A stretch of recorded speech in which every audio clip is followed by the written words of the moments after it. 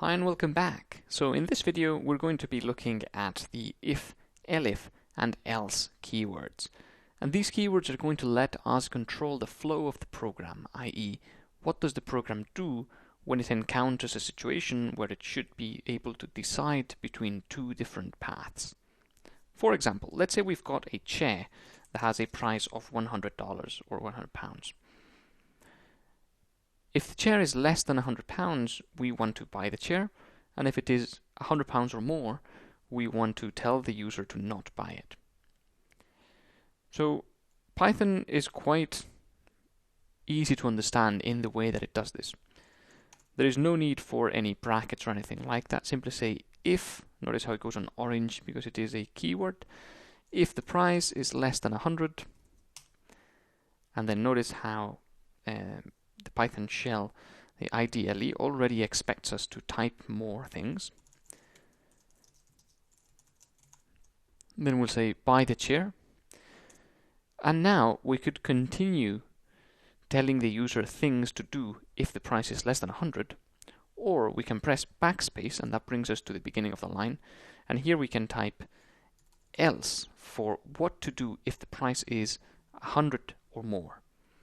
So if the price is not less than 100, we'll print don't buy the chair. And then if we press enter again, this will terminate the writing or the typing and it will give us the output, which in this case is don't buy the chair, because indeed the price is not less than 100. It is exactly 100. Now let's say that if the price is exactly 100, we want to tell the user that they can buy it if they really want.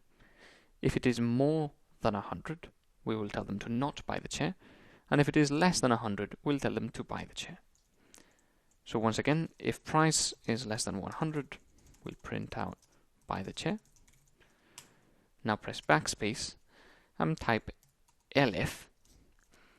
This means else if the price is equal to 100. Notice how there are two equal signs here, as that means that we're checking the price is equal to 100.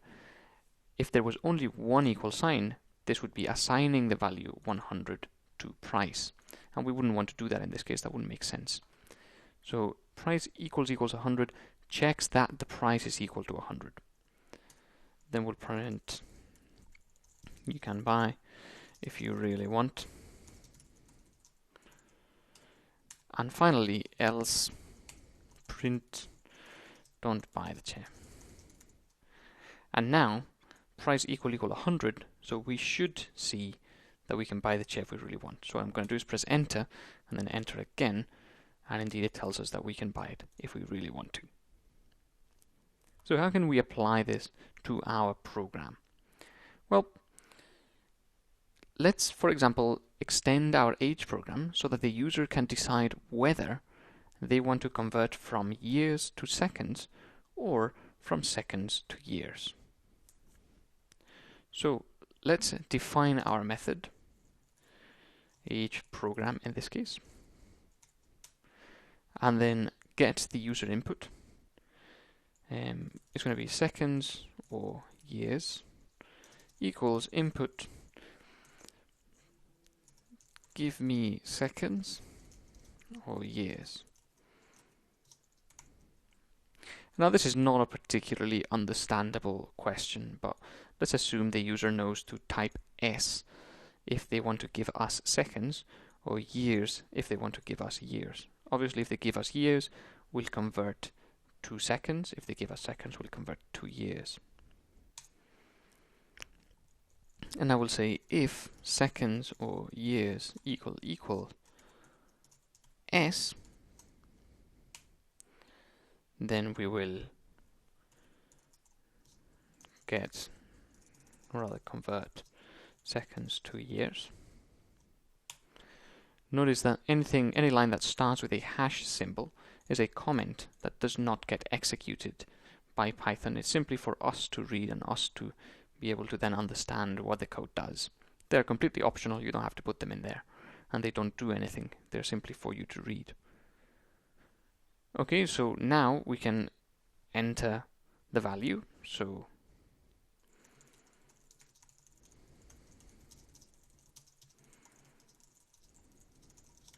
like so. Enter the number of seconds you've lived for, and then that is going to go into user value. And then we can print out you've lived for years. Format the number of seconds int user value. And now we have to multiply these number of seconds, or rather divide by the appropriate number, which is divided by 60, divided by 60, divided by 24, divided by 365. I'm actually not entirely sure that is correct.